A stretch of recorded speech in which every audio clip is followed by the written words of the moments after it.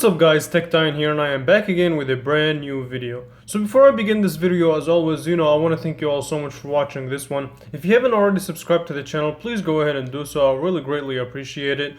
Also, I'll leave my social media links in the description below. With that being said, let's get started with today's video. So today I'm going to be doing a review on the Samsung Galaxy J7 2018, or as they would like to call it, the Galaxy J7 Refined. And the name actually is kind of perfect because this is a refined version of the last year's Galaxy J7. So I will also be doing a comparison between last year's J7 and this year's.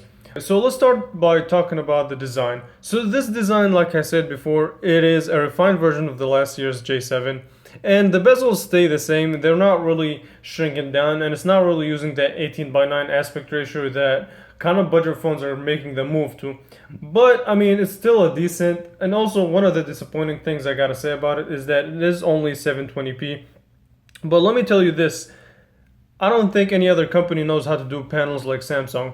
It is only 720p on a huge 5.5-inch screen, but the quality of the panel is actually kind of really good. Even though it is, like I said, 720p, which is, in my opinion, for a phone that is priced this high in a world where there are phones priced lower, have 1080p or higher displays, I don't know. The display is kind of disappointing. So it is made out of plastic throughout, and the plastic on the back does have this subtle curve to help with the grip, because if it was just flat, it would really be slippery. Not to say that this is not a slippery phone. It is a little bit slippery, but not that much. And the back looks really clean.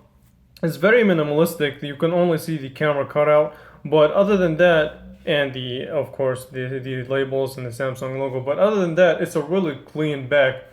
If you guys remember from last year, it did have this plastic strip on the back, which at first it was kind of a throw off, but it kind of grew up on me. But yeah, overall the design of the back is really clean. So on the right hand side, you do have your power button as well as your weirdly shaped speaker, and on the bottom you also have your micro USB and a headphone jack. Now the headphone jack is a really great thing to see in 2018, but the micro USB, I don't know, that's kind of disappointing. The move in 2018 should have been the USB-C, but hey, that's what Samsung decided to do. And you also get a microphone on the bottom. So the back, the camera is a 13 megapixel camera with a LED flash, and we'll cover that in a little bit. And the front camera is also a high resolution 13 megapixel camera, and I'll also talk about that. You also get your earpiece as well as the Samsung logo. And on the bottom you have your home button, your back, and your multitasking button. Now the home button does not have a fingerprint, unfortunately, but they do claim to have a face scanning using that 13 megapixel camera. I'm not really a big fan of facial scanning yet, especially on Android phones. I don't know, it's not as reliable to me as a fingerprint sensor. Again, not yet. So yeah, I mean, we talked about display, we talked about the overall design. Let me cover up a little bit on the battery life. Now the battery life on this phone is actually fantastic. It easily goes through a full day, and even a day after if it's charged at 100%. Of course, this depends on your usage, but overall the battery life is fantastic in my usage. Now, there's something that I have complained about. This phone does not really support fast charging, so charging it will take a little bit longer than usual. So yeah, keep that in mind. In terms of specs, this does come with 32 gigabytes of storage, 2 gigabytes of RAM, a 1.6 gigahertz octa-core processor, and in my opinion, this phone is probably the best performing budget phone that I have reviewed. And honestly, opening and closing apps is really quick. So the phone app, the contacts, I mean, you guys see this for your eyes. The messaging, even the camera, I mean, it took a little second. But yeah, I mean, you get the point. Overall, this is a really fast phone. Okay, so let's load up a website real quick.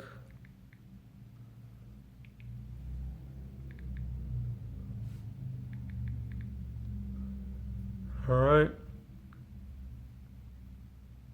So theverge.com, 3, 2, 1.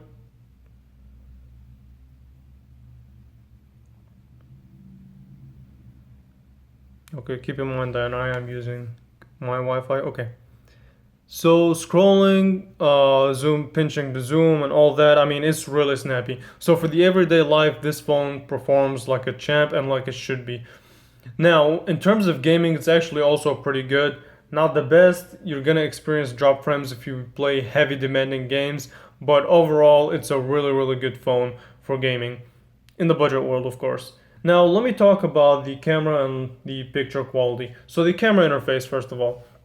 The camera interface still follows that Samsung camera interface. You have your shutter button, your record button, and you also get Bixby Vision. Now, if you're into that, cool. If not, like if you're not into that like me, hey, you still get an option. And you also get your stickers. You have your settings. So in the settings, you have a couple of options. You can use so you can control the picture size. You have the 4x3, 13 megapixel, 8 megapixel, 4x3, or you can use the 9.6 megapixel, 16:9, etc. You get the point. Okay. And the video size, it does shoot at full HD 1080p, but you have the ability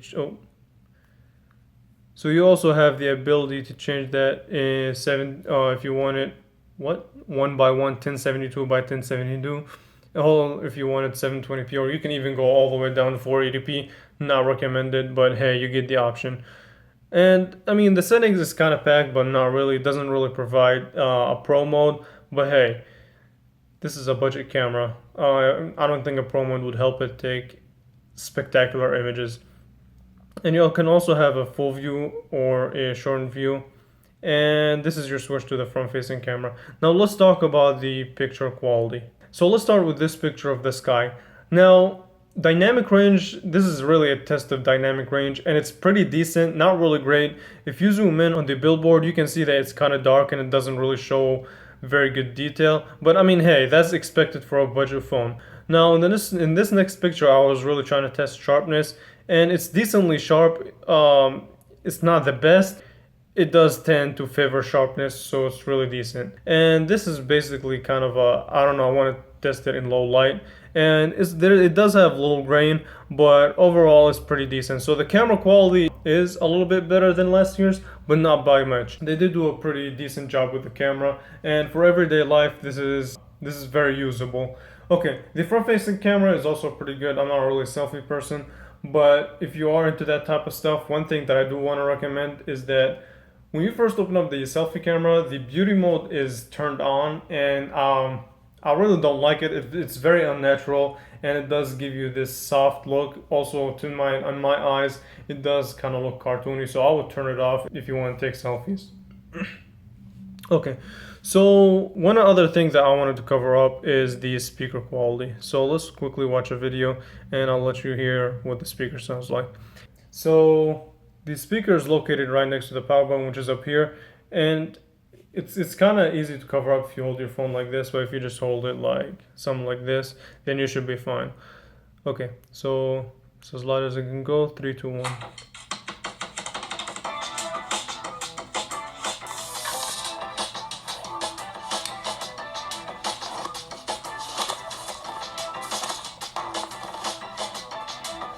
Alright, what's up guys, I'm PhD here, and welcome to a new... So you can really block out the speaker by just putting your finger up there. Okay, so that's really that for the speaker. And here's what I have to say about the speaker. The speaker is actually really surprisingly good. Now, it's not front facing, but it's as close to front facing as you will get. Just be careful not to block it, because if you do, the sound quality will suffer a lot, as you guys heard. Okay, so my final verdict is this. It's kind of hard to recommend this phone, honestly, unless you're a die-hard Samsung fan and you don't like LG or Motorola or any other brand, and you still want a budget phone, then yeah, I would go ahead and go for it. In terms of specs, this is really where this phone shines above other budget phones. It's really fast, it's really snappy, and for that, I would recommend it if you're just looking for something that is plain out speed. But to me personally, I wouldn't necessarily pick it over the LG Stylo 4. In terms of design, this phone is just kind of an S model, if you get what I mean, from last year's generation. It's not really an overhaul. It doesn't really support the 18:9 aspect ratio. It doesn't have a fingerprint sensor. It still uses micro USB. The display is only 720p. I don't know. It's kind of hard to recommend unless, like I said, you care about specs or you're a die-hard Samsung fan. And even if you do care about specs, the LG Stylo 4 does also have pretty decent specs. It's not as fast as this phone, and the speaker on it is really bad compared to the speaker on this phone.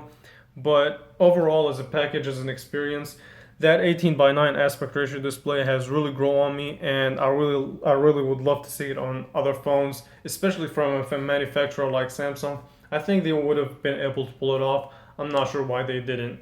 So yeah, overall that's really my thought. That's really my thought process on this phone. If you guys have any suggestions or any additions that you want to talk to me about, leave them in the description. So yeah, thank you all so much for watching this one. If you enjoyed it, please leave a thumbs up and subscribe to the channel, and I will catch you guys in the next video. Thank you so much for watching.